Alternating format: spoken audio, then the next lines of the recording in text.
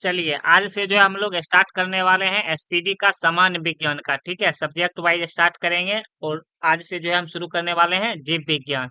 तो आइए हम लोग देखेंगे, चैप्टर वाइज देखेंगे, बहुत ही अच्छा क्वेश्चन रहने वाला है।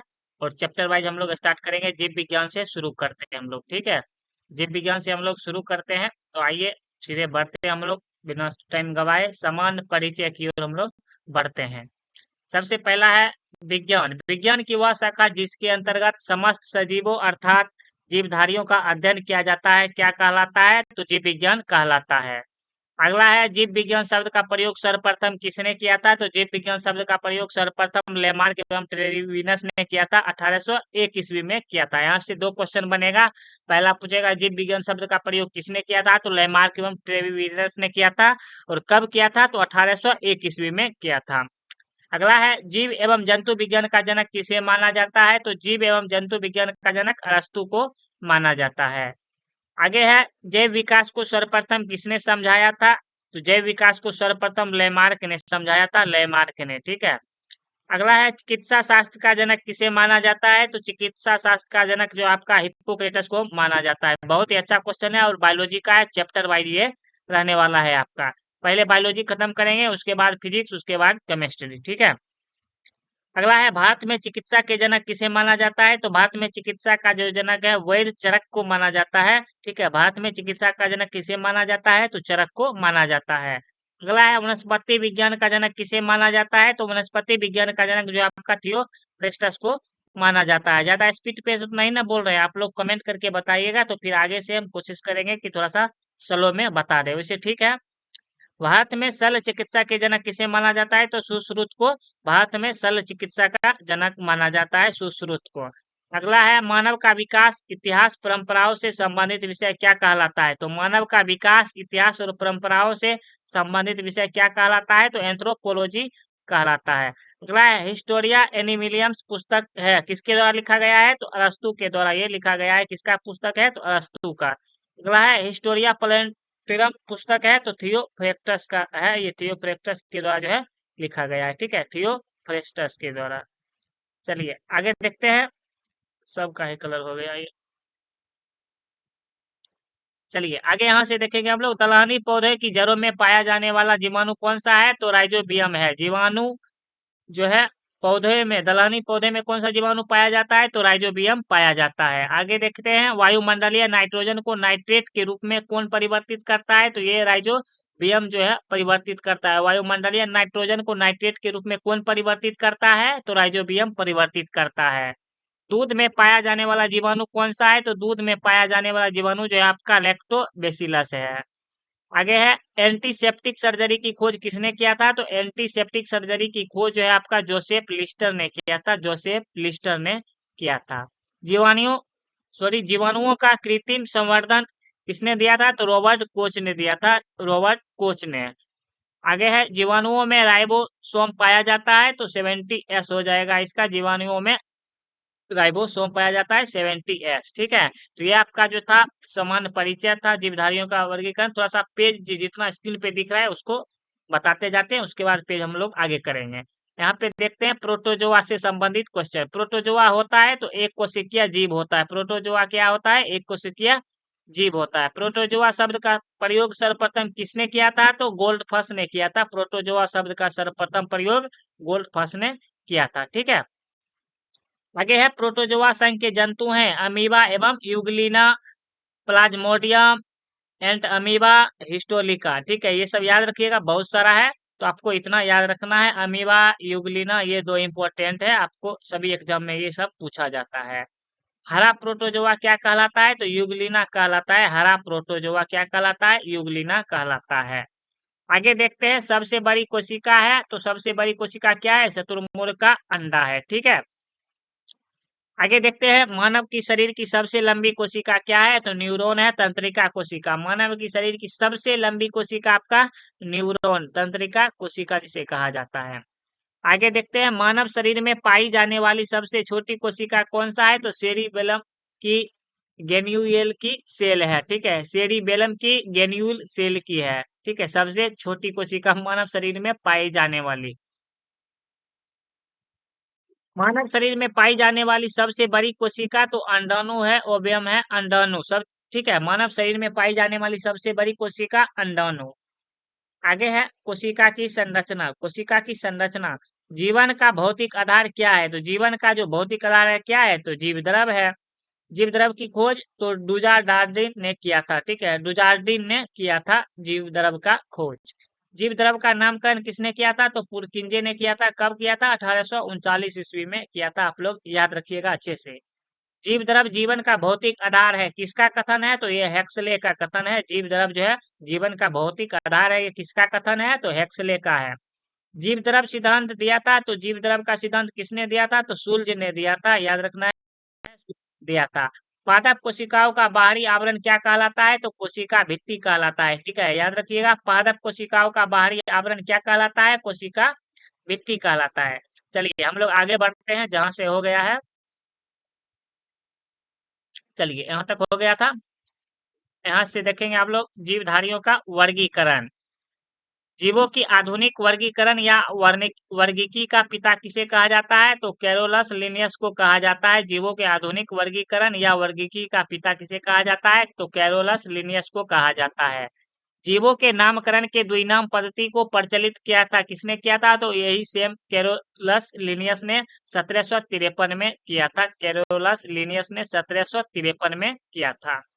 पांच जगत वर्गीकरण पद्धति को प्रस्तुत किया था, तो किसने किया था? आर एच व्हिटकेटर ने किया था 1969 ईस्वी में, याद रखना है। आर एच व्हिटकेटर ने किया था 1969 ईस्वी में। समस्त जीवों का पांच जगत वर्गीकरण है, कौन कौन है? तो मोनेरा, प्रोटिस्टा, कवक, पादप एवं जंतु। याद रखना है, पांच जगत सजीवों का है वर्गीकरण किया गया है, मोनेरा, प्रोटिस्टा, कवक, पादप एवं जंतु। अगला है सभी प्रोकैरियोटिक जीव सम्मिलित किए जाते हैं, तो मोनेरा जगत में किए जाते हैं। प्रोकैरियोटिक जीव किसमें सम्मिलित किए जाते हैं? तो मोनेरा जगत में किए जाते हैं। मोनेरा जगत के सदस्य हैं कौन कौन है? याद रखना है आपको। जीवाणु जो नील हरित शैवाल यानी साइनो बैक्टीरिया, ये किसके अंतर्गत आते हैं? तो मोनेरा जगत के ये सब सदस्य है, जीवाणु, नील हरित शैवाल, जिसको साइनो बैक्टीरिया भी कहा जाता है। अगला है प्रोकैरियोटिक जीवों में नहीं होता है, तो केंद्रक नहीं पाया जाता है। प्रोकैरियोटिक जीवों में जो है आपका केंद्रक नहीं पाया जाता है। एक कोशिकीय यूकेरियोटिक जीव सम्मिलित किए जाते हैं, तो ये प्रोटिस्टा जगत के अंतर्गत सम्मिलित किए जाते हैं। जो एक कोशिकीय जीव होते हैं, ये प्रोटिस्टा जगत के अंतर्गत सम्मिलित किए जाते हैं। प्रोटिस्टा जगत के सदस्य हैं, तो याद रखना है, शैवाल, कवक, प्रोटोजोआ, ये सब क्या है? प्रोटिस्टा जगत के सदस्य हैं। अगला है यूकेरियोटिक में उपस्थित होता है, तो केंद्रक उपस्थित होता है, याद रखिएगा। और प्रोकैरियोटिक में जीव क्या होता है? केंद्रक नहीं पाया जाता है, लेकिन यूकेरियोटिक में जो आपका केंद्रक पाया जाता है। आगे देखते हैं यहाँ से विषाणु। संसार का सूक्ष्मतम जीव क्या होता है? तो ये विषाणु होता है। अगला है विषाणु के अध्ययन क्या कहलाता है? तो वायरोलॉजी कहलाता है विषाणु का अध्ययन। विषाणु को खोज किसने किया था? तो इवानोविस्की ने 1892 ईस्वी में किया था। विषाणु की खोज 1892 ईस्वी में किसने किया था? तो इवानोवस्की ने किया था। साधारणतः सभी जीवाणु बने होते हैं तो प्रोटीन तथा न्यूक्लिक अम्ल आरएनए से बने होते हैं। प्रोटीन तथा न्यूक्लिक अम्ल आरएनए से बने होते हैं, ठीक है। विषाणु का आकार कितना होता है? तो 0.15 से 0.25 माइक्रोन होता है, ठीक है। विषाणु का आकार कितना होता है? तो 0.15 से 0.2 माइक्रोन होता है। रासायनिक रूप से विषाणु क्या होता है? तो न्यूक्लियो प्रोटीन होता है। रासायनिक रूप से विषाणु क्या होता है? तो न्यूक्लियो प्रोटीन होता है। आगे देखते हैं कोशिका विज्ञान। कोशिका विज्ञान से संबंधित क्वेश्चन देखेंगे। जीवन की मूलभूत इकाई क्या है? तो जीवन की मूलभूत इकाई जो है आपका कोशिका है, ठीक है। जीवन की मूलभूत इकाई किसे माना जाता है? तो कोशिका को माना जाता है। कोशिका की खोज किसने किया था? तो रॉबर्ट हुक ने किया था, 1665 ईस्वी में किया था, ठीक है। जीवित कोशिका की खोज किसने किया था? तो ल्यूवेन हॉक ने किया था जीवित कोशिका की खोज। कोशिका का अध्ययन क्या कहलाता है? तो कोशिका का अध्ययन आपका साइटोलॉजी कहलाता है। कोशिका सिद्धांत को प्रतिपादित किसने किया था? तो स्लाइडेन एवं स्वर्ण ने किया था, 1838 में किया था, 1838 39, ठीक है। जीवधारियों की संरचनात्मक एवं क्रियात्मक इकाई होती है, तो कोशिका होती है। जीवधारियों की संरचनात्मक एवं क्रियात्मक इकाई क्या होती है? कोशिका होती है। कोशिका कितने प्रकार की होती है? दो प्रकार की होती है, प्रोकैरियोटिक कोशिका एवं यूकेरियोटिक कोशिका। प्रोकैरियोटिक कोशिका में जो है केंद्रक नहीं पाया जाता है, लेकिन यूकेरियोटिक कोशिका में जो है आपका केंद्रक पाया जाता है। यहाँ से देखते हैं, कोशिका भित्ति पाई जाती है तो केवल ये पादप कोशिकाओं में पाया जाता है कोशिका भित्ति। ठीक है, बाहरी आवरण को क्या कहा जाता है? कोशिका भित्ति कहा जाता है।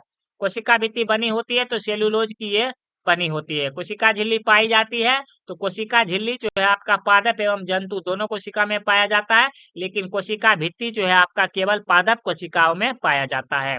कोशिका को एक निश्चित आकार एवं कोशिकांगों को सुरक्षा प्रदान करती है तो कोशिका झिल्ली करती है। कोशिका झिल्ली यानी प्लाज्मा झिल्ली बनी होती है तो लिपिड एवं प्रोटीन से ये बनी होती है। कोशिका झिल्ली किससे बनी होती है? तो लिपिड एवं प्रोटीन से बनी होती है। आगे देखते हैं, माइटोकॉन्ड्रिया से संबंधित जो भी प्रश्न बन रहे हैं उसको देखेंगे।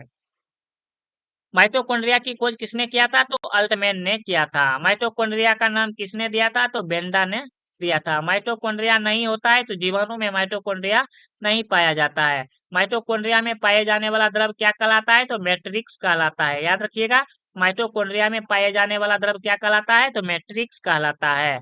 कोशिका का पावर हाउस यानी ऊर्जागिरी किसे कहा जाता है? तो माइटोकॉन्ड्रिया को ही कोशिका का पावर हाउस कहा जाता है, ऊर्जागिरी कहा जाता है, या ऊर्जा भंडार कहा जाता है। किसको? तो माइटोकॉन्ड्रिया को। कोशिका का श्वसन होता है तो माइटोकॉन्ड्रिया में होता है। कोशिका का श्वसन कहाँ होता है? तो माइटोकॉन्ड्रिया में होता है। चलिए आगे बढ़ते हैं हम लोग। आगे देखते हैं हम लोग जीवाणु। ठीक है, जीवाणु से संबंधित जो भी प्रश्न बन रहे हैं। जीवाणु की खोज किसने किया था? तो ल्यूवेन हॉक ने किया था 1683 ईस्वी में जी।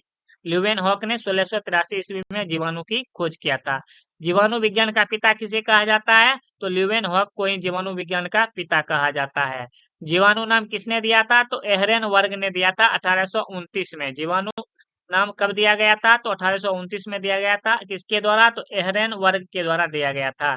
कोशिकीय संरचना वाला छोटा जीव क्या कहलाता है? तो जीवाणु कहलाता है। जीवाणुओं की कोशिका भित्ति बनी होती है तो म्यूकोपेप्टाइड की बनी होती है। जीवाणुओं की कोशिका भित्ति किसको बनी होती है? तो म्यूकोपेप्टाइड की बनी होती है।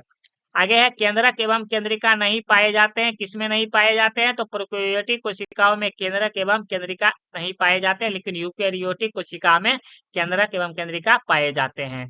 केंद्रक एवं केंद्रिका उपस्थित किसमें होते हैं? तो यूकेरियोटिक कोशिकाओं में उपस्थित होते हैं। सबसे छोटी कोशिका कौन सा होती है? तो सबसे छोटी कोशिका जो है आपका माइकोप्लाज्मा गैलीसेप्टिकम जीवाणुओं की होती है, सबसे छोटी कोशिका होती है। आगे देखते हैं, माइटोकॉन्ड्रिया में उपस्थित ऊर्जा किस रूप में संचित होती है? तो एटीपी के रूप में जो है संचित होती है। माइटोकॉन्ड्रिया में जो भी ऊर्जा जो होती है किसमें संचित होती है? एटीपी के रूप में उपस्थित होती है। एटीपी का निर्माण कहाँ होता है? तो एटीपी का निर्माण जो है आपका माइटोकॉन्ड्रिया में होता है। एटीपी की इकाई क्या है? तो ऊर्जा की इकाई है एटीपी।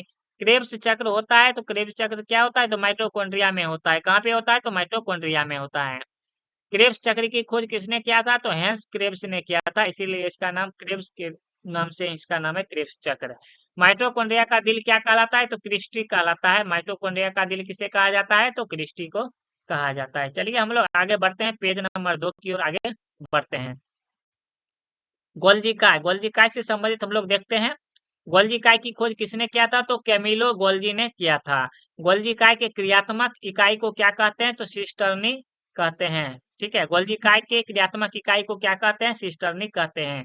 कोशिका का ट्रैफिक पुलिस यानी यातायात प्रबंधक किसे माना जाता है? तो गोल्जी काय को ही माना जाता है। गोल्जी काय को ही जो है ट्रैफिक प्रबंधक यानी गोल्जी काय कोशिका का ट्रैफिक पुलिस कहा जाता है गोल्जी काय को। गोल्जी काय का मुख्य कार्य क्या है? तो स्त्रवन है इसका मुख्य कार्य।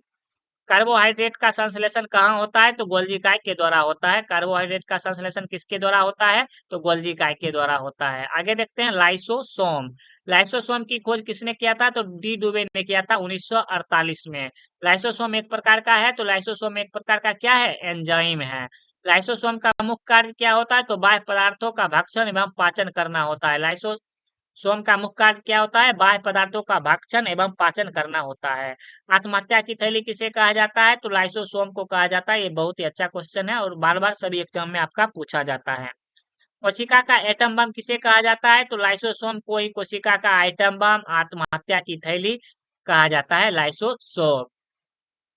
चलिए यहाँ देखते हैं आप, टमाटर में लाल रंग का कारण कौन सा है? तो लाइकोपीन है। टमाटर में लाल रंग का कारण किसके कारण होता है? तो लाइकोपीन के कारण। हल्दी में पीला रंग का कारण कौन सा है? तो जेंथोफिल के कारण जो है हल्दी में पीला रंग होता है, जेंथोफिल।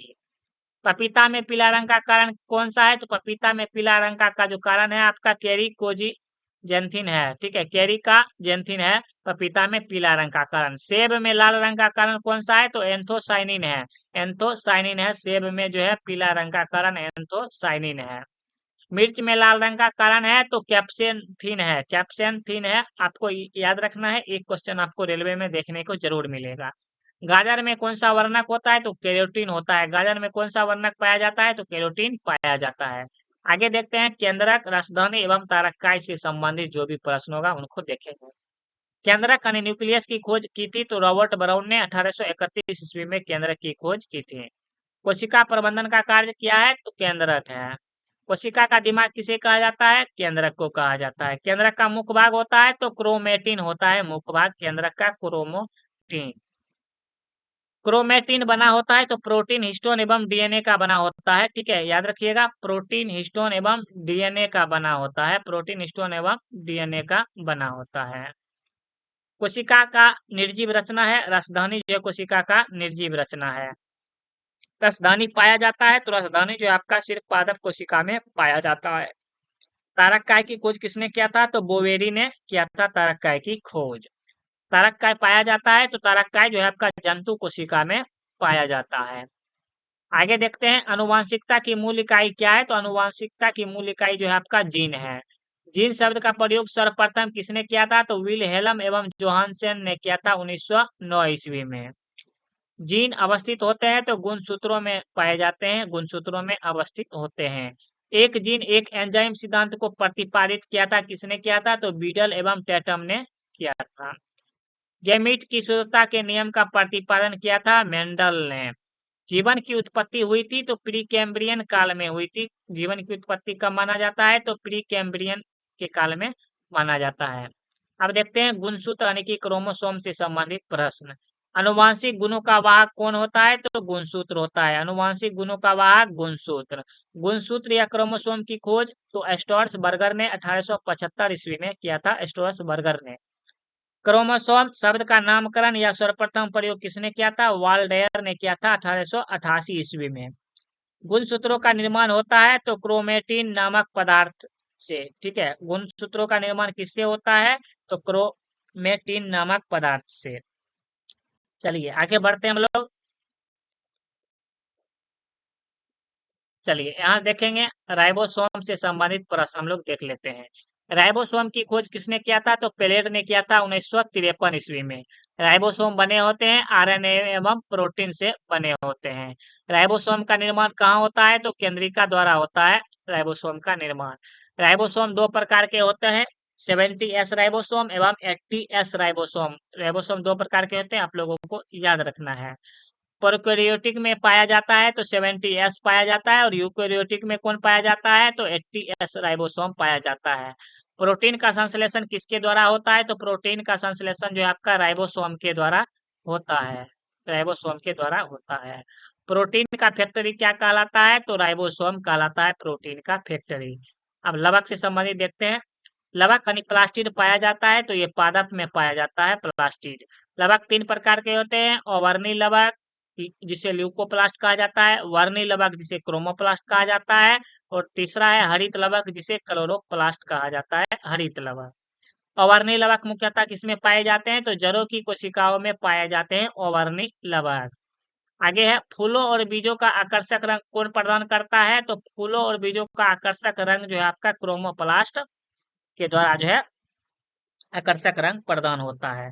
आगे देखते हैं यहाँ से कोशिका विभाजन। केंद्रक विभाजन की प्रक्रिया क्या कहलाती है? तो कैरियोकाइनेसिस कहलाती है। केंद्रक विभाजन की प्रक्रिया क्या कहलाती है? तो कैरियोकाइनेसिस कहलाती है। समसूत्री विभाजन होता है तो कायिक कोशिकाओं में होता है समसूत्री विभाजन। अर्धसूत्री विभाजन किसमें होता है? तो लैंगिक जनन कोशिकाओं में होता है। प्रसूत्री विभाजन होता है तो जीवाणुओं में होता है। समसूत्री विभाजन की खोज किसने किया था? तो वाल्टर फ्लेमिंग ने किया था। अर्धसूत्री विभाजन की खोज फार्मर एवं मूरे ने किया था। ठीक है, आपको ये शॉर्ट में रिवीजन हो रहा है प्रत्येक चैप्टर का और फास्ट में रिवीजन हो रहा है। अगर आप लोगों को लगता है ज्यादा फास्ट है तो आप लोग कमेंट कीजिएगा, अगले दिन से जो है थोड़ा सा इसको हम स्लो कर देंगे, ठीक है। तो जैव विकास से संबंधित देखते हैं। प्राकृतिक वर्ण का सिद्धांत किसने दिया था? तो डार्विन ने दिया था। उत्परिवर्तन का सिद्धांत किसने दिया था? तो हुइगो डी ब्रिज ने दिया था, ठीक है। नेचुरल सिलेक्शन यानी कि प्राकृतिक चयन का सिद्धांत किसने दिया था? तो ये डार्विन ने दिया था। आगे यहाँ से देखते हैं, मनुष्यों तथा जंतुओं में लिंग निर्धारण होता है तो गुणसूत्रों के द्वारा जो है लिंग का निर्धारण होता है। मनुष्यों में गुणसूत्रों की संख्या होती है तो 44 होती है, अर्थात 23 जोड़ी। लिंग सूत्र गुण कहलाता है तो 23वां जोड़ा जो है कहलाता है। पुरुष एवं स्त्री जिन संघटक होता है तो पुरुष में जो है एक्स वाई तथा महिला में जो है एक्स एक्स पाया जाता है। पुरुष में 23वां जोड़ा गुणसूत्र जो है आपका एक्स वाई होता है और महिला में जो है आपका एक्स एक्स होता है। मानव में बच्चे का लिंग निर्धारण किसके द्वारा होता है? तो पिता के गुणसूत्र के द्वारा जो है आपका लिंग निर्धारण होता है, ठीक है। मानव में बच्चों का लिंग निर्धारण किसके गुणसूत्र से होता है? तो पिता के द्वारा होता है। बहुत सारे जो है आप लोग देखते होंगे कहते हैं कि महिला के कारण, तो नहीं, पिता के गुणसूत्र के कारण ही बच्चे का लिंग निर्धारण होता है कि ये लड़का होगा या लड़की, पिता के गुणसूत्र के कारण ही, ठीक है। एक लड़का अपने पिता से विरासत में गुणसूत्र प्राप्त करता है, 22+y अगर होगा तो वो क्या होगा? लड़का। 22+y यानी एक लड़का अपने पिता से विरासत में गुणसूत्र प्राप्त करता है तो 22+y। आगे देखते हैं न्यूक्लिक अम्ल से संबंधित प्रश्न। न्यूक्लिक अम्ल की खोज सर्वप्रथम जर्मन वैज्ञानिक फ्रेडरिक मिशर ने 1869 ईस्वी में किया था। न्यूक्लिक अम्ल का निर्माण कहाँ पे होता है? तो न्यूक्लियोटाइड से होता है, ठीक है। दो न्यूक्लिक अम्ल है, आरएनए और डीएनए जो है क्या है आपका? ये न्यूक्लिक अम्ल है। आइए आगे बढ़ते हैं हम लोग। चलिए आगे देखते हैं, पौधे के पत्तियों का रंग हरा किसके कारण होता है? तो हरित लवक के कारण होता है, यानी कि क्लोरोप्लास्ट के कारण जो आपका होता है। पत्तियों का रंग पीला किसके कारण होता है? तो केरोटीन के निर्माण के कारण जो है आपका पीला रंग होता है। किसके कारण? केरोटीन के कारण। पर्णहरित यानी कि क्लोरोफिल में उपस्थित मुख्य धातु कौन सा है? तो पर्णहरित क्लोरोफिल में मुख्य धातु जो आपका मैग्नीशियम होता है। प्रकाश संश्लेषण में सहायता करता है तो हरित लवक जो है आपका क्लोरोप्लास्ट प्रकाश संश्लेषण में सहायता करता है। कोशिका का रसोई घर किसे कहा जाता है? तो हरित लवक को जो है आपका कोशिका का रसोई घर कहा जाता है, ठीक है। आगे देखेंगे, विकास के सिद्धांत के प्रतिपादक कौन है? तो डार्विन है। आगे देखते हैं, आनुवांशिकी से संबंधित जो है प्रश्न। आनुवांशिकी का पिता या जनक किसे कहा जाता है? तो ग्रेगरी जॉन मेंडल को कहा जाता है। आनुवांशिकी संबंधित प्रयोग के लिए मेंडल ने किस पौधे के चुनाव किया था? तो मटर के पौधे को। आनुवांशिकता के विज्ञान को आनुवांशिकी कहा जाता है, किसने कहा था? तो डब्ल्यू वाटसन ने। जेनेटिक शब्द का सर्वप्रथम प्रयोग किसने किया था? तो डब्ल्यू वाटसन ने 1905 में किया था। आनुवांशिकी उत्परिवर्तन किसमें होता है? तो क्रोमोसोम में होता है। आगे देखते हैं, आरएनए का पूर्ण रूप क्या है? तो राइबो न्यूक्लिक एसिड होता है। आरएनए का फुल फॉर्म बहुत जगह पूछ देता है। डीएनए का क्या होता है? तो डिओ एक्सोबी न्यूक्लिक एसिड होता है, ठीक है। डिओ राइबो न्यूक्लिक एसिड होता है। डिओ राइबो न्यूक्लिक एसिड होता है। डीएनए का डबल हेलिक्स मॉडल किसने दिया था? तो वाटसन एवं क्रिक ने दिया था। ये बिहार पुलिस 2024 का पूछा गया क्वेश्चन था। डीएनए का डबल हेलिक्स मॉडल किसने दिया था? तो वाटसन एवं क्रिक ने दिया था। वाटसन व क्रिक को नोबेल पुरस्कार कब दिया गया था? तो 1962 में दिया गया था। डीएनए संश्लेषण का प्रतिपादन किसने किया था? तो कॉर्नबर्ग ने किया था। डीएनए होता है तो एक आनुवांशिक पदार्थ होता है। डीएनए का मुख्य कार्य क्या है? तो प्रोटीन संश्लेषण को नियंत्रित करना तथा आनुवांशिक क्रियाओं का है संचालन करना क्या होता है? डीएनए का जो आपका मुख्य कार्य होता है, ठीक है। चलिए आगे बढ़ते हैं हम लोग। 2 पेज खत्म हो गया, तीसरा पेज की ओर हम लोग बढ़ते हैं। तीसरा पेज, चलिए तीसरा पेज हम लोग आगे बढ़ते हैं। प्रयोगशाला में सर्वप्रथम डीएनए का संश्लेषण किया गया था, किसके द्वारा किया गया था? तो अरविंद खुराना के द्वारा किया गया था। पैतृकता सिद्ध यानी सॉरी पैतृकता सिद्ध करने में सहायक क्या होता है? तो डीएनए और फिंगरप्रिंट होता है, जो आपका डीएनए टेस्ट जो जिसको बोलते हैं डीएनए टेस्ट या फिंगर प्रिंटिंग से पैतृकता का सिद्धांत। डीएनए फिंगर प्रिंटिंग एवं डायग्नोस्टिक केंद्र अवस्थित है तो कहाँ पे है? तो हैदराबाद में है। सेलुलर और मॉलिक्यूलर जीव विज्ञान का केंद्र स्थित है तो हैदराबाद में। आरएनए का संश्लेषण होता है तो डीएनए से ही आरएनए का संश्लेषण होता है। आरएनए में शर्करा पाई जाती है तो राइबोबोस। डीएनए में मौजूद शर्करा है तो डीऑक्सी राइबोसोम। केंद्रक में डीएनए का अंश होता है तो 10% होता है। केंद्रक में डीएनए का अंश कितना होता है? 10% होता है। डीएनए बहुलक है तो न्यूक्लियोटाइड्स का है, न्यूक्लियोटाइड्स का है। ठीक है, याद रखिएगा, डीएनए किसका बहुलक है? तो न्यूक्लियोटाइड्स का है। प्रोटीन निर्माण के लिए कौन आदेश देता है? तो डीएनए आदेश देता है। प्रोटीन का निर्माण कौन करता है? आरएनए करता है, और डीएनए जो है आपका आदेश देता है। डीएनए की श्रृंखलाएं बंधी होती है तो हाइड्रोजन के बंधन से बंधी होती है। कोशिका के अंदर सूचना का प्रवाह किसके द्वारा होता है? तो आरएनए के द्वारा ही जो है आपका कोशिका के अंदर किसी भी सूचना का प्रवाह होता है, आरएनए के द्वारा होता है। न्यूक्लिक न्यूक्लियस के बाहर डीएनए मिलता है तो माइटोकॉन्ड्रिया में मिलता है। न्यूक्लियस के बाहर डीएनए कहाँ पे मिलता है? तो माइटोकॉन्ड्रिया में मिलता है। आगे देखते हैं सबसे बड़ा शैवाल कौन सा है? तो मैक्रोसिस्टिस है। ठीक है, सबसे बड़ा शैवाल तो माइक्रोसिस्टिस है। सबसे छोटा शैवाल तो क्लेमाइडोमोनास है। आगे देखते हैं कवक से संबंधित प्रश्न। कवक क्या है? तो कवक जो है बहुकोशिकीय यूकेरियोटिक जीव है। कवक क्या है? तो बहुकोशिकीय यूकेरियोटिक जीव है, इसमें केंद्रक पाया जाता है। कवकों का अध्ययन क्या कहलाता है? तो कवकों का अध्ययन जो आपका माइकोलॉजी कहलाता है। प्रमुख कवक कौन कौन सा है? तो ईस्ट, मशरूम, खमीर, ये सब आपको याद रखना है, कवक है। कवकों की कोशिका भित्ति किसकी बनी होती है? तो कवकों की कोशिका भित्ति जो है आपका काइटिन की बनी होती है। कवक में भोजन संचित रहता है तो ग्लाइकोजन के रूप में जो है आपका कवक में भोजन जो है आपका संचित रहता है।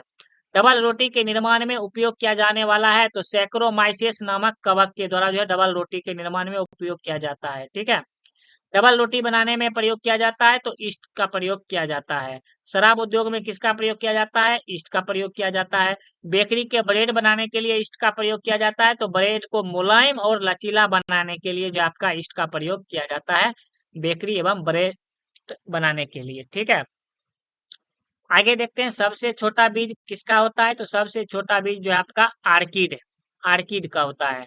सबसे बड़ा बीज लोडोसिया। सबसे ऊंचा पौधा सिकोया सेम्पर वीरेंस। सोनोलेसी कुल के पौधे हैं तो आलू, बैगन, टमाटर, तंबाकू, मिर्च, ये सब किसके अंतर्गत पौधे आते हैं? तो सोलेनेसी के अंतर्गत आते हैं। रुटेसी कुल के पौधे के अंतर्गत कौन कौन आते हैं? तो नींबू, संतरा, बेल, मौसमी, ये सब किसके अंतर्गत आते हैं? रुटेसी कुल के पौधे के अंतर्गत आते हैं। रोजेसी कुल के पौधे के अंतर्गत सेब, नाशपाती, गुलाब, रसभरी, ये सब किसके अंतर्गत आते हैं? तो रोजेसी कुल के पौधे के अंतर्गत आते हैं। मालवेसी कुल के पौधे के अंतर्गत कपास, भिंडी, गुड़हल, ये सब किसके अंतर्गत आते हैं? तो मालवेसी के अंतर्गत आते हैं। मटर किस कुल का पौधा है? क्वेश्चन इस टाइप में पूछेगा, मटर किस कुल का पौधा है? तो लेग्यूमिनेसी के अंतर्गत जो है आते हैं। किस कुल का पौधा है? तो लेग्यूमिनेसी कुल का पौधा है। इस प्रकार जो है आपका क्वेश्चन पूछेगा। गन्ना किस कुल का पौधा है? तो ग्रेमिनी कुल का पौधा है। लौंग किस कुल का पौधा है? तो मिटेरसी कुल का पौधा है। लौंग के तेल का प्रमुख घटक है तो यूरेनाल। आगे कुछ क्वेश्चन देखते हैं, जड़, तना एवं पत्ती से संबंधित है। पौधे का अवरोही भाग क्या होता है? तो जड़ होता है। तर्क रूपी जड़ का उदाहरण है मूली। कुंभी रूपी जड़ का उदाहरण है सलगम। आगे बढ़ते हैं हम लोग थोड़ा सा।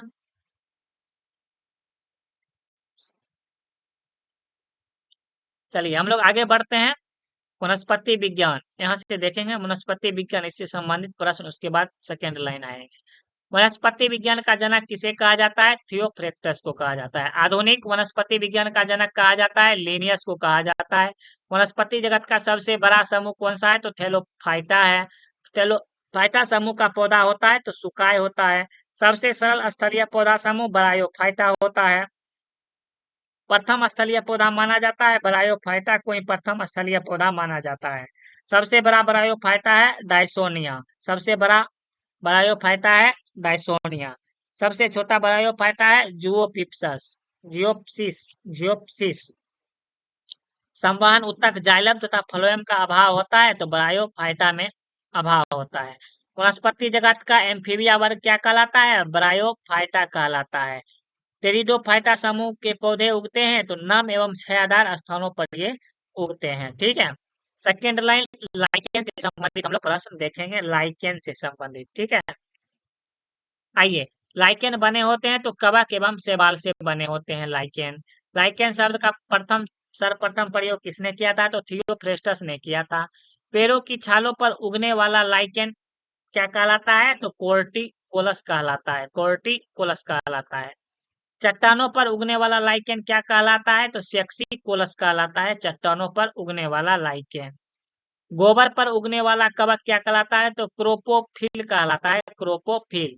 लाइकेन सहायक होता है तो मृदा निर्माण में जो है लाइकेन सहायक होता है। प्रयोगशाला में प्रयोग होने वाला लिटमस पत्र प्राप्त किया जाता है तो रोसेला लाइकेन से प्राप्त होता है, प्रयोगशाला में प्रयोग होने वाला लिटमस पत्र। इत्र बनाने में उपयोग में लाए जाने वाला लाइकेन है लोबेरिया, इरवेनिया, रेमेनिला। ये सब जो आपका इत्र यानी सुगंध बनाने में लाइकेन का प्रयोग किया जाता है।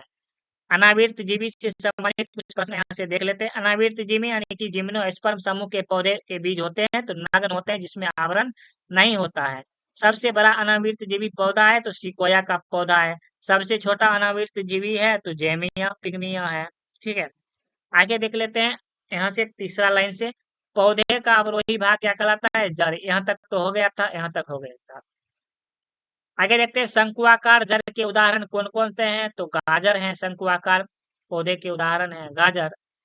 गांठदार जड़ के उदाहरण है तो शकरकंद, शकरकंद है। ठीक है। जड़ों के रूपांतरण है तो मूली, गाजर, सलगम, ये सब क्या है? जड़ों का जो है वो रूपांतरण है। तने के रूपांतरण है आलू, अदरक, हल्दी, ये सब क्या है? तने के रूपांतरण है। अदरक तथा आलू के खाने योग्य कौन सा भाग है? तो तना। आलू और अदरक का कौन सा भाग खाया जाता है? तो तना वाला भाग खाया जाता है। कंद के उदाहरण है तो आलू जो है आपका कंद के उदाहरण है। घन कंद के उदाहरण कौन कौन है? तो ओल, अरबी, ये सब क्या है? घन कंद के उदाहरण है। परकंद के उदाहरण है तो अदरक, हल्दी, ये सब क्या है? परकंद के उदाहरण है। सल्ककंद के उदाहरण है तो प्याज, लहसुन, ये सब क्या है? सल्ककंद के उदाहरण है। प्याज के छिलके उतारने में आंसू आते हैं सल्फेनिक अम्ल के कारण, सल्फेनिक अम्ल के कारण। लहसुन में गंध का कारण है एलाइसिन है, एलाइसिन। मिर्च के तीक्ष्णता का कारण है कैप्सेसिन, कैप्सेल्सिन। राइजोम पादप का भूमिगत प्रारूप है तना। दलहन के जड़ में पाए जाने वाला जीवाणु है राइजोबियम। पौधे नाइट्रोजन ग्रहण करते हैं तो नाइट्रेट के रूप में ग्रहण करते हैं। आइए आगे हम लोग बढ़ते हैं।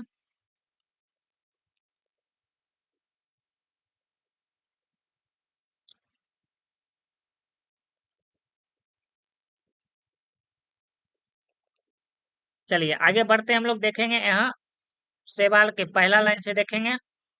शैवाल, शैवालों का अध्ययन क्या कहलाता है? तो फाइकोलॉजी कहलाता है। शैवालों की कोशिका भित्ति किसकी बनी होती है? तो सेल्यूलोज की बनी होती है।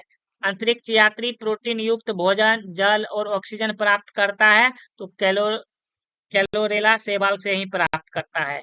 आयोडीन बनाने में उपयोगी शैवाल है तो लेमेनेरिया। आयोडीन बनाने में कौन सा शैवाल उपयोग किया जाता है? लेमेनेरिया। उसके बाद दूसरा लाइन में देखेंगे जहां से छुटा हुआ था, साबुनदाना प्राप्त होता है तो साइकस से जो आपका साबुनदाना प्राप्त होता है। अनावृत बीजी पौधों में परागण की क्रिया होती है तो वायु के माध्यम से होती है। आवृत बीजी से देखते हैं हम लोग। आवृत बीजी यानी कि एंजियोस्पर्म समूह के पौधे में क्या होते हैं? बीज कहाँ होते हैं? तो फल के अंदर होते हैं। सबसे बड़ा आवृतजीवी पौधा है तो यूकेलिप्टस का पौधा जो है आपका सबसे बड़ा आवृतजीवी पौधा है। सबसे छोटा आवृतजीवी पौधा है तो लेमना का पौधा है। वह यंत्र जिसके द्वारा तने की वृद्धि दर नापी जाती है वह है तो ऑक्जेनोमीटर है। तना, पत्ती एवं कली से नया पौधा प्राप्त करना क्या कहलाता है? तो कायिक प्रवर्धन कहलाता है। आलू का कायिक प्रवर्धन क्या होता है? तना से होता है। ब्रायोफिल्म में कायिक प्रवर्धन होता है पत्ता से होता है। पौधे का मुख्य प्रकाश संश्लेषी अंग है तो पत्ती है। पत्तियों में अति सूक्ष्म छिद्र होते हैं तो रंध्र एस्टोमा। पत्तियां सांस लेती है तो एस्टोमा यानी रंध्र से लेती है। ठीक है। टोटल 5 पेज करेंगे, 4 पेज चौथा पे हम लोग आज आए हैं। ठीक है। देखते हैं, थोड़ा सा 1 मिनट आप लोग लाइन पे रहिएगा। चलिए 4 पेज ही करेंगे हम लोग, ठीक है, 4 पेज ही करेंगे, 4 पेज ही हम लोग करेंगे, ठीक है। तो चौथा पेज देखते हैं यहाँ से, पहला लाइन से। वातपुष्प सर्जन में सहायक होता है तो एस्टोमाटा सहायक होता है। पौधे की पत्तियों का रंग हरा होता है तो क्लोरोफिल के कारण। पत्ती के लाल, नारंगी और पीला रंग होता है तो कैरे कैरोटीनाइड के कारण होता है। पत्ती के लाल, नारंगी और पीला रंग किसके कारण होता है? तो कैरोटीनाइड के कारण होता है। क्लोरोफिल के केंद्र में क्या होता है? तो मैग्नीशियम होता है। पत्तियों का मुख्य कार्य क्या होता है? तो प्रकाश होता है। संश्लेषण क्रिया द्वारा भोजन का बनाना। पत्तियों का मुख्य कार्य क्या होता है? प्रकाश संश्लेषण क्रिया द्वारा भोजन का बनाना ही पत्तियों का मुख्य कार्य होता है। फल से संबंधित देखते हैं। फलों का अध्ययन क्या कहलाता है? पोमोलॉजी कहलाता है। फल बनता है निषेचन के बाद अंडाशय से बनता है। बीज किससे बनता है? तो निषेचन के बाद बीजांड से बनता है। निषेचन यानी फर्टिलाइजेशन का खोज सर्वप्रथम किसने किया था? तो स्ट्रास वर्गर ने किया था। नर एवं मादा में जनन इकाई का संयोजन क्या कहलाता है? निषेचन कहलाता है। सबसे बड़ा बीजांड होता है साइकस का, होता है साइकस का। जीवित जीवाश्म है साइकस है।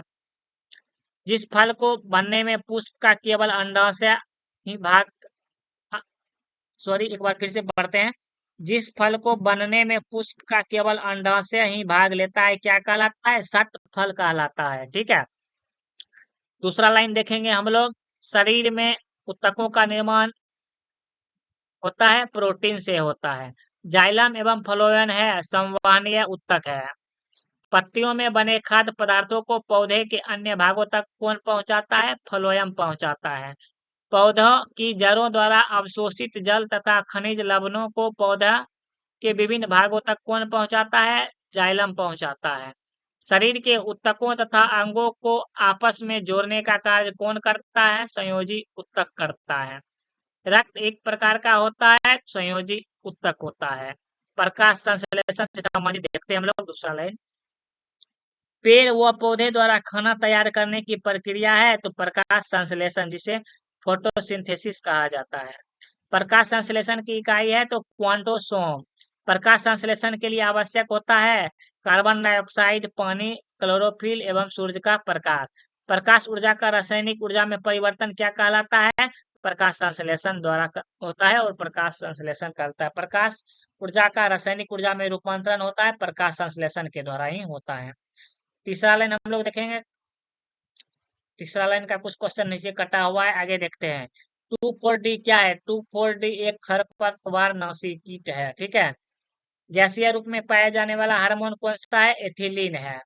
एथिलीन की खोज किसने किया था? तो वर्ग ने किया था 1962 में। फलों को पकाने में सहायक होता है एथिलीन। पुष्पों की संख्या की वृद्धि में सहायक कौन सा होता है? एथिलीन।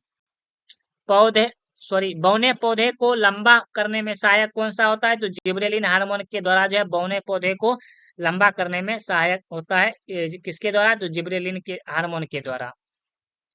जिबरेलिन की खोज किसने किया था? तो कुरोसावा ने 1926 में किया था। कोशिका विभाजन की दर को बढ़ाने एवं विकास में सहायक होता है तो साइटोकाइनिन होता है। साइटोकाइनिन की खोज किसने किया था? तो मिलर ने 1951 में किया था। फूल खिलाने वाला हार्मोन है फ्लोरिजेन। ट्राउमेटिन है तो डाइकार्बोक्सिलिक अम्ल है। पौधे को जख्मों को कौन भरता है? तो ट्राउमेटिन भरता है। आगे करते हैं, उसके बाद देखेंगे पादप रोग से संबंधित क्वेश्चन, ठीक है। हम लोग आज पेज 4 तक ही रखेंगे, ठीक है। देखते हैं पादप रोग से संबंधित जितने भी हैं।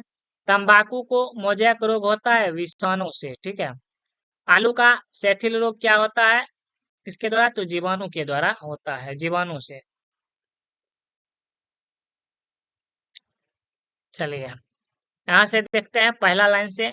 जिस फल को पकाने में अंडाशय के अतिरिक्त पुष्प के अन्य भाग पुष्पासन बाह्यदल भी भाग लेते हैं क्या कहलाता है? तो ये औसत फल कहलाता है। सत फल के उदाहरण है तो मटर, आम, ये सब क्या है? सत फल के उदाहरण है। औसत फल के उदाहरण है सेब, नाशपाती, कटहल, ये सब क्या है? औसत फल के उदाहरण है। सारोसिस फल है तो सहतूत, अनानास, कटहल, ये सब क्या है? सारोसिस फल है। आम इमली, पपीता, बेर कौन सा भाग खाने योग्य होता है? तो इसका मध्य भाग फल भित्ति का खाने योग्य भाग होता है। अमरूद, अंगूर, शरीफा तथा टमाटर के खाने योग्य भाग होता है, तो फल भित्ति खाया जाता है। ठीक है। लीची का खाने योग्य भाग कौन सा होता है? तो लीची का खाने योग्य भाग एरिल होता है। नारियल का खाने योग्य भाग तो भ्रूण पोष होता है। फूल गोभी का खाने योग्य भाग पुष्पक्रम होता है। चलिए फूल से संबंधित देखते हैं। पौधे का जनन अंग होता है पुष्प यानी कि फूल होता है। पुष्पों का अध्ययन क्या कहलाता है? एंथोलॉजी कहलाता है।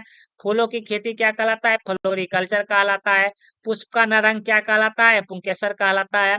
पुष्प का मादा अंग क्या कहलाता है? अंडप या कार्पेल कहलाता है। सबसे छोटा पुष्प बुल्फिया का और सबसे बड़ा पुष्प रेफेलेसिया का होता है। चलिए सेकेंड लाइन में देखते हैं। क्लोरोफिल प्रकाश के किन रंगों का ग्रहण करता है? तो ये बैगनी, नीला तथा लाल रंग को ग्रहण करता है। प्रकाश संश्लेषण की दर सबसे अधिक किसमें होती है? तो लाल रंग के प्रकाश में। प्रकाश संश्लेषण की दर सबसे कम बैगनी रंग में। प्रकाश संश्लेषण क्रिया होती है तो दिन में होती है, रात में नहीं होती है। प्रकाश संश्लेषण में ऑक्सीजन निकलता है तो निकलता है जल के द्वारा। जल का अपघटन के जल के अपघटन के लिए ऊर्जा मिलती है प्रकाश से। प्रकाश संश्लेषण का प्रथम स्थिर यौगिक क्या कहलाता है? तो फास्फोगलिसरिक अम्ल कहलाता है। वायुमंडल में ऑक्सीजन की मात्रा संतुलित होती है प्रकाश संश्लेषण के द्वारा। जैविक ऊर्जा का अंतिम स्रोत है सौर विकिरण। सौर विकिरण जैविक ऊर्जा का जो है अंतिम है। ठीक है। चलिए देख लेते हैं थोड़ा सा जो है बैटरी लो का ऑप्शन आ गया है। देख लेते हैं थोड़ा सा बचा हुआ ही है, बैटरी कितना बचा है थोड़ा सा देखते हैं। अच्छा जल्दी जल्दी में कर देते हैं। ठीक है। 8% बचा है बैटरी। पादप हार्मोन से संबंधित देखते हैं। प्रमुख पादप हार्मोन है तो ऑक्सिन, जिब्रेलिन, एथिलीन, फ्लोरीन और साइटोकाइनिन। वृद्धि प्रवर्धक पादप हार्मोन है तो ऑक्सिन, जिब्रेलिन, साइटोकाइनिन ये सब क्या है? वृद्धि प्रवर्धक है। अगला है गेहूं। तीसरा लाइन में देखें, गेहूं में रस्ट रोग होता है तो कवक से होता है। गन्ना में लाल सड़न रोग होता है, कवक से होता है। धान का अंगमारी रोग का कारक है तो जैंथोमोनास नामक जीवाणु। ब्लास्ट रोग संबंधित है धान से। हरित बाली रोग संबंधित है बाजरा से। अग्नि निर्जा रोग संबंधित है सेब से। धान में खैरा रोग जस्ते की कमी से होता है। आलू में ब्लैक हार्ट रोग क्या का कारण है? तो ऑक्सीजन की कमी के कारण ब्लैक हार्ट रोग होता है आलू में। बंची टॉप रोग संबंधित है तो केला से। टीका रोग संबंधित है मूंगफली से। मटर में मार्स रोग संबंधित मैगजीन की कमी से। नींबू में डाइबैक तथा लिटिल लीफ रोग होता है कॉपर यानी कि तांबा की कमी के कारण होता है। आम तथा बैगन में लिटिल लीफ रोग होता है तो जस्ते की कमी के कारण होता है। फूल गोभी में ब्राउनिंग तथा अम्ले के निस्क्रोसिस रोग होता है तो बोरोन की कमी से होता है। थोड़ा सा फास्ट में कर रहे हैं, बैटरी बहुत कम बचा है। चलिए वनस्पति शास्त्र महत्वपूर्ण प्रश्न देखेंगे। लौंग प्राप्त होता है शुष्क पुष्प की कली से। हिंग प्राप्त होता है पौधे की जड़ों से प्राप्त होता है। कॉर्क प्राप्त होता है ओक वृक्ष की छाल से। ओज का वानस्पतिक नाम है तो क्वेकर्स सुबर। हेरोइन प्राप्त होता है अफीम पोस्ता से। सेकेंड लाइन देखते हैं, वृद्धि निरोधक पादप हार्मोन है तो एब्सिसिक अम्ल तथा एथिलीन। खोजा गया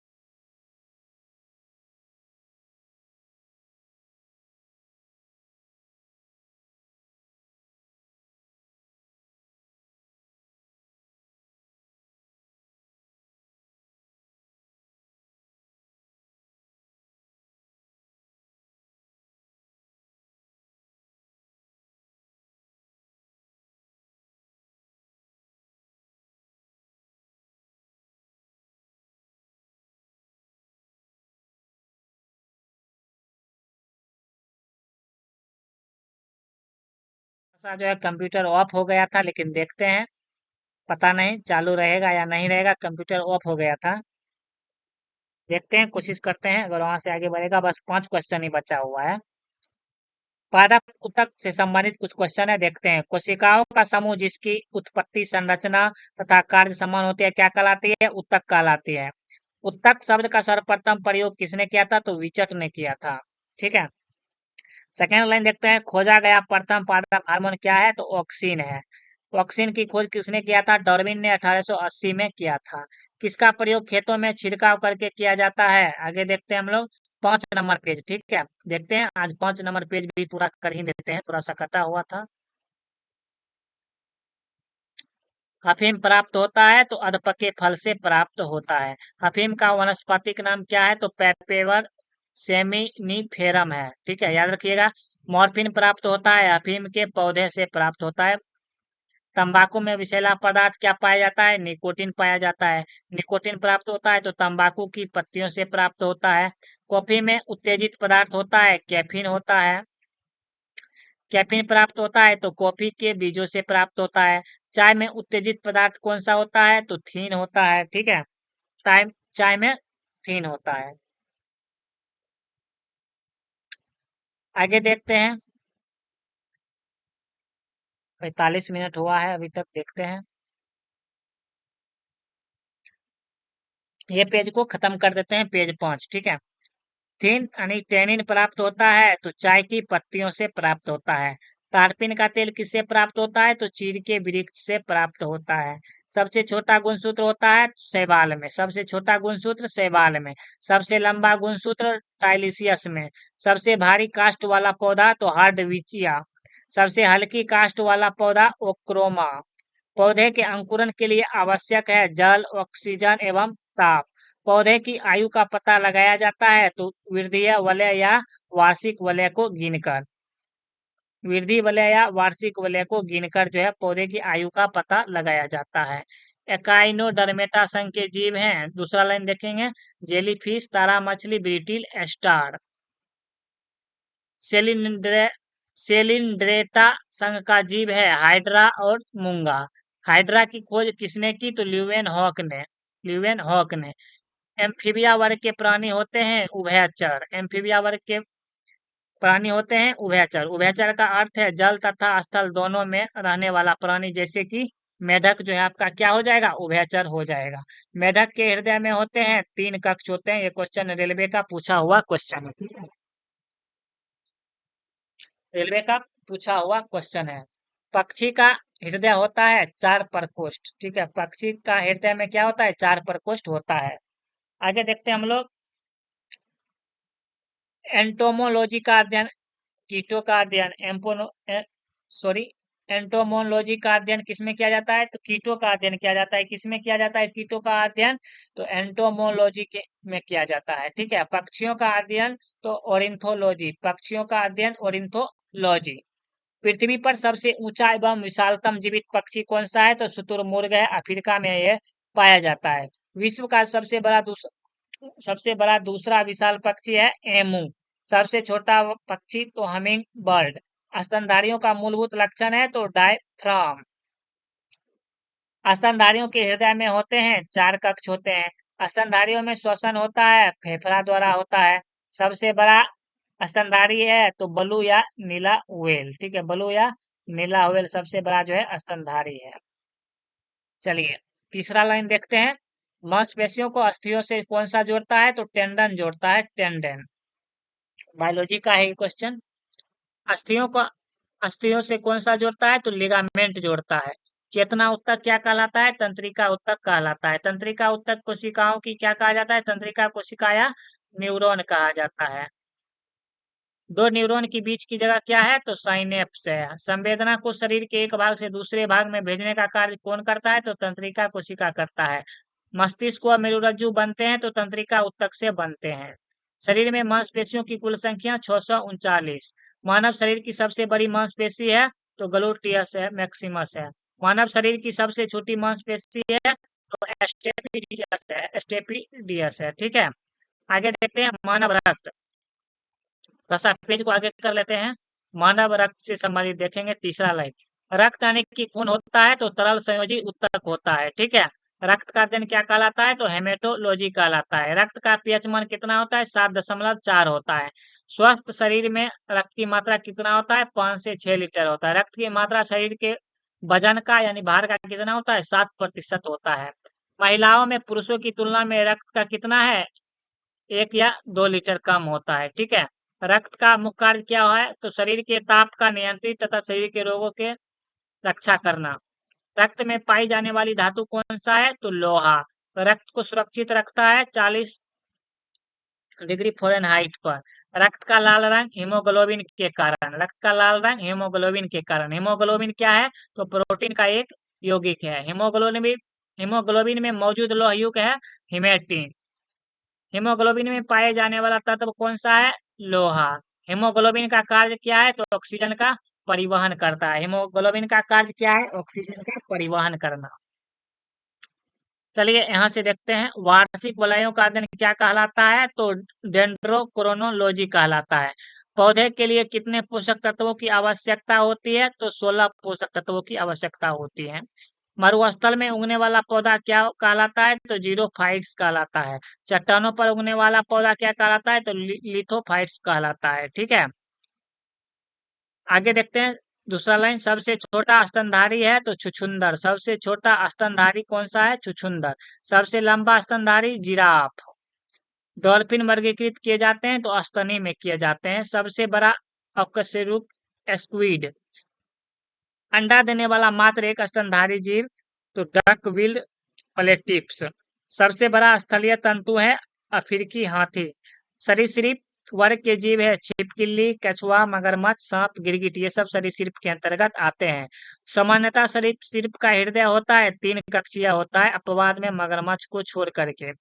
सरीसृपों का विकास मेसोजोइक युग में हुआ था। ठीक है, मेसोजोइक युग में। डायनासोर थे तो मेसोजोइक सरीसृप थे। मगरमच्छ हृदय होता है 4 कक्षीय होता है। ठीक है। घोंसला बनाने वाला एकमात्र सर्प है नागराज किंग कोबरा, जो है अपना घोंसला स्वयं से बनाता है। एकमात्र जहरीली छिपकली है हिलोडर्मा।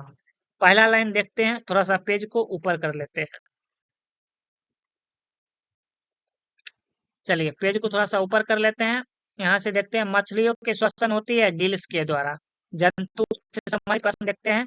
रचना एवं उत्पत्ति के समान कोशिकाओं का समूह क्या कहलाता है? उत्तक कहलाता है। उत्तकों का अध्ययन क्या कहलाता है? हिस्टोलॉजी कहलाता है। शरीर में उत्तकों का निर्माण होता है प्रोटीन से होता है। विभिन्न उत्तकों एवं अंगों का जोड़ने का कार्य कौन करता है? संयोजी उत्तक करता है। संयोजी उत्तक में पाए जाने वाला 2 तंतु है टेंडन एवं लिगामेंट। टेंडन एवं लिगामेंट। रक्त प्लाज्मा से संबंधित प्रश्न देखेंगे। रुधिर का तरल भाग क्या होता है? प्लाज्मा होता है। पदार्थ का चतुर्थ अवस्था क्या है? प्लाज्मा है। रक्त प्लाज्मा होता है रंगहीन होता है। रक्त का कितना प्रतिशत भाग प्लाज्मा होता है? 55% भाग। प्लाज्मा में जल का प्रतिशत होता है 90% होता है। पचे हुए भोजन का संवहन करता है प्लाज्मा। फाइब्रिनोजन एल्ब्यूमिन है, प्लाज्मा प्रोटीन है। रक्त को थक्का बनाने में सहायक अनिवार्य प्रोटीन है फाइब्रिनोजन है। प्लाज्मा में से फाइब्रिनोजन नामक प्रोटीन निकाय देने पर शेष प्लाज्मा क्या होता है? सेरम होता है। एंटीबॉडी है एक प्रकार का प्रोटीन है। एंटीबॉडी पाया जाता है रक्त प्लाज्मा में पाया जाता है। अब यहाँ देखेंगे जंतु विज्ञान से संबंधित प्रश्न। ठीक है। जंतु विज्ञान का पिता किसे कहा जाता है? अरस्तु को। प्राणी जगत का सबसे बड़ा संघ ऑर्थोपोडा।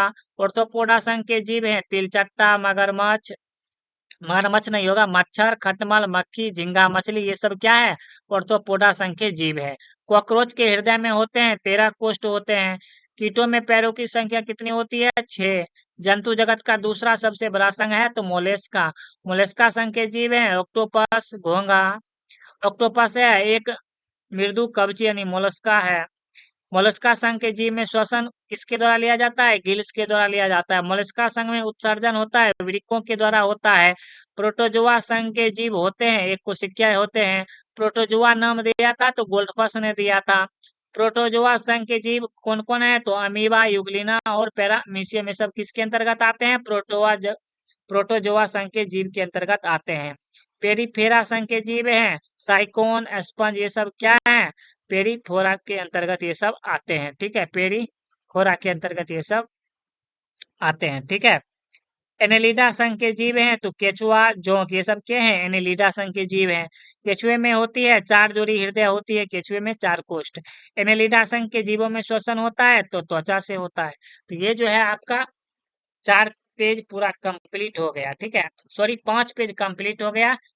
इसके अगले का वीडियो का इंतजार कीजिए जो 6 से लेकर के 10 तक होगा। ठीक है, प्रत्येक दिन इसी तरह आपको जो है एक तरह से मानिए कि पूरा बायोलॉजी का जो है आपका रिवीजन हो जाएगा चैप्टर वाइज। फास्ट में कर रहे हैं, एसपीटी का है, ये साइंस का बहुत ही अच्छा बुक है। ठीक है, तो आपका जो है ये बहुत ही अच्छा बुक है, एसपीडी का है, सामान्य विज्ञान बायोलॉजी। तो मिलते हैं नेक्स्ट वीडियो में। थैंक यू सो मच आप सभी को।